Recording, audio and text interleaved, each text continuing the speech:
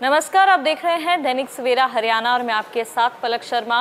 तो संयुक्त किसान मोर्चे की कॉल पर जो है किसान संगठनों ने पूरे हरियाणा भर में जो है प्रदर्शन किया और ऐसे में झज्जर में भी किसान संगठनों द्वारा प्रदर्शन किया गया और डीसी को मांग पत्र दिया गया। इस दौरान किसानों ने कहा कि सरकार जो है डल्लेवाल को अकेला ना समझे।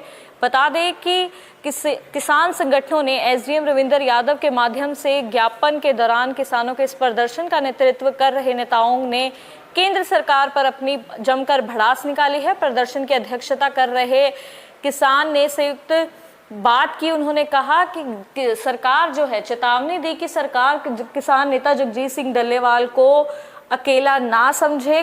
धरने स्थल पर किसानों की मांग को लेकर बोलते हुए किसान नेताओं ने कहा कि सरकार समय रहते लोकतांत्रिक सिद्धांतों की पालना करते हुए किसानों सहित जो है मोर्चे की सार्थक बातचीत करके समस्या का समाधान करने, वरना बड़े आंदोलन के लिए सरकार जिम्मेवार होगी। किसान आगुओं का कहना था कि सरकार किसान नेता जगजीत सिंह डल्लेवाल को अकेला समझने की भूल ना करे। उन्होंने कहा कि साल 2021 में किए गए वादों के अनुसार किसानों से और वास्तविक मांगों के लिए लड़ रहे हैं और सरकार को इसके बारे में बातचीत करके इसका सार्थक हल जो है वो निकालना चाहिए। उनका कहना है कि केंद्र सरकार अपने वादों पर ध्यान नहीं दे रही है, मुकर गई है, किनारा कर गई है और अपने किए हुए वादों को पूरा नहीं कर रही है।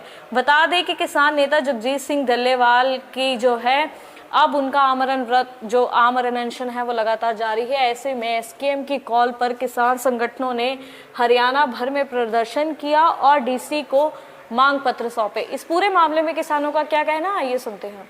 ये कहना है जी, जो सरकार ने पहले बात की थी, जो किसान आंदोलन चला था 13 महीने, उसमें जो बातचीत होने के बाद भी सरकार उन अपनी बातों पे खरी नहीं उतरी। अब फिर जो किसानों ने आंदोलन शुरू किया है उसमें भी सरकार ऐसे ही कर रही है। जो स्वामीनाथन रिपोर्ट की आयोग की लागू करने की बात थी और C2 फार्मूले से जो किसानों को देने की बात थी, अभी तक उस पर कोई बात नहीं हो रही है। सरकार कह रही है MSP की हमने गारंटी दे दी, लेकिन जो गारंटी दी है वो आधी अधूरी है, जिससे किसान सहमत नहीं है। हम ये कहना चाहते हैं कि किसान आज जो किसान मजदूर सब एक हैं। CITU की तरफ से मैं ये कहना चाहूँगी कि किसानों को अकेला न समझे सरकार।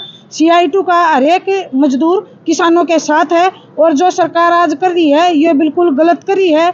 और ये अब की बार ऐसे लगा लो तीसरी बार फिर सरकार आ गई, लेकिन सरकार जो हठधर्मिता और तानाशाही पे आ जा रही है वो बिल्कुल गलत तरीका है, इसको वापस ले।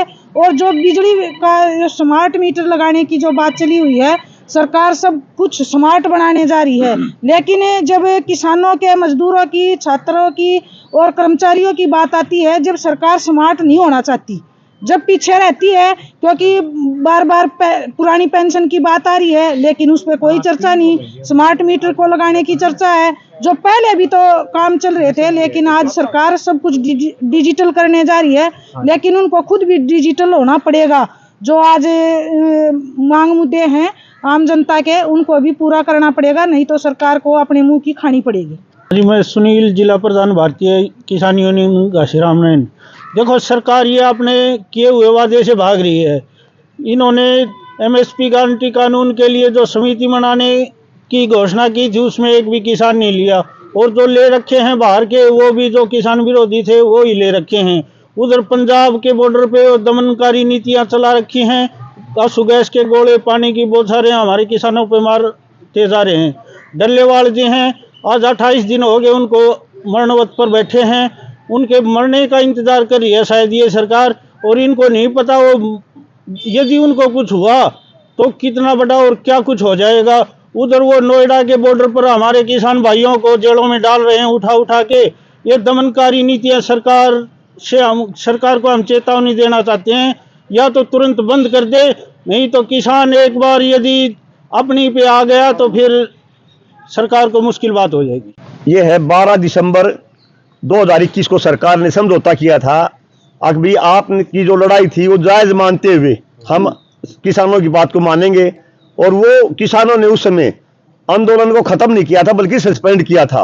लगातार किसान इंतजार करके जब NDA 3 बनी है उसके बाद किसानों ने अपना दोबारा आंदोलन शुरू किया, और सरकार को चेताने के लिए 16, 17, 18 जुलाई को प्रधानमंत्री सहित सभी सांसदों को ज्ञापन दिए गए। सरकार के कान पर जूं नहीं रहेंगी।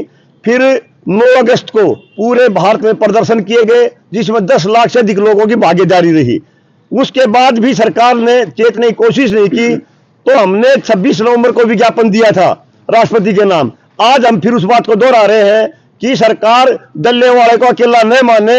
यहाँ का एक एक किसान और किसान के बच्चे सभी डल्ले वाले हैं। मरने से हमने पीछे साध दिए हैं, और साध तो की यदि सरकार और चाहती है तो अपने अधर्मिता से वापिस हो अपने आप को। जो स्मार्ट मीटर लगाए जा रहे हैं ये पूर्ण रूप से गलत है। बिजली का निजीकरण किया जा रहा है, ये गलत है। सरकार किसानों से बात करे और हर लड़ते वर्ग से बात करे और उनकी समस्याओं का समाधान करे। एमएसपी का नोटिफिकेशन भी तो जारी किया उन्होंने। एमएसपी का नोटिफिकेशन जो जारी किया गया है वो आधा अधूरा है, उससे किसान सहमत नहीं है। और किसानों को ये आश्वासन दिया गया था, जो उसमें बिंदु 4 था, अभी यदि हम बिजली का निजीकरण करेंगे या बिजली के ऊपर कोई कदम उठाएंगे तो पहले संयुक्त किसान मोर्चा से बात करेंगे। सरकार ने तो उससे बात की, बल्कि एक राष्ट्रीय कृषि नीति के नाम से एक ड्राफ्ट जारी किया गया है, वो भी आधा अधूरा है, उससे किसान संतुष्ट नहीं है। सरकार मुख्यतः अपना कंट्रोल करना चाह रही है किसानों के ऊपर। किसानों की जो मांगे हैं वो पहले भी जायज थी, आज भी जायज है, और अभी तक ना तो सरकार में कोई ऐसा आदमी है जो इन मांगों को नाजायज मानता हो। जो लाभकारी मूल्य सभी को मिलना चाहिए। लागत बढ़ती जा रही है। स्वामीनाथन आयोग की रिपोर्ट के बारे में कहीं पे कोई चर्चा नहीं है, उसको कहीं पे लागू नहीं करने की कोशिश की जा रही है, जबकि वो बिल्कुल जायज है कि जब किसान की लागत बढ़ रही है उसके हिसाब से उसको मुनाफे का वो हकदार है। इसके लिए बार बार अब सरकार कहती है, अगर वो उठ के आ जाते हैं तो उनको कभी आतंकवादी, कभी कुछ, और कभी वो कहते हैं उग्र आंदोलन कर रहे हैं। लेकिन जो शांतिप्रिय ढंग से हम बातें रख रहे हैं इतने लंबे समय से, उस पर कोई कार्रवाई नहीं हो रही। लोग जो है मरने के लिए तैयार, मरणोरत पे डल्लेबाज जी हैं। तो ये सरकार चाहती क्या है? ये सरकार जो है अगर ये चाहती है कि भी तख्ता पलट उग्र तरीके से करना पड़ेगा, तो वो एक गलत तरीका है। हम ये चाहते हैं कि सरकार अपने आप को समझते हुए इस बात को कि भाई ये जरूरी है कि किसानों को उसकी फसल पे लाभकारी मूल्य मिले, उनकी लागत को काउंट करके उसके हिसाब से, उसके ऊपर C2+50 के हिसाब से उनको फायदा दे, ताकि किसान जो मर रहे हैं उनको लोन देने की तो कोशिश की जा रही है, लेकिन लोग लोन वापस कैसे आएगा इसका कोई तरीका नहीं निकाल रही है सरकार। सरकार चाह रही है कि जो लोगों की पूंजी इकट्ठी की थी नोटबंदी के दौरान उसको जो है इनको बांट दें, और ऊपर से फिर वो किसान मरते हैं, छोटे रोजगार के लोग मरते हैं। तो इन सब चीजों को ध्यान में करके ये ध्यान रखने की जरूरत है कि उनके जो आज कृषि आधारित देश हमारा, जो हमारी अर्थव्यवस्था कृषि पे निर्भर है, तो उसको जो है लाभकारी बनाने के लिए काम करना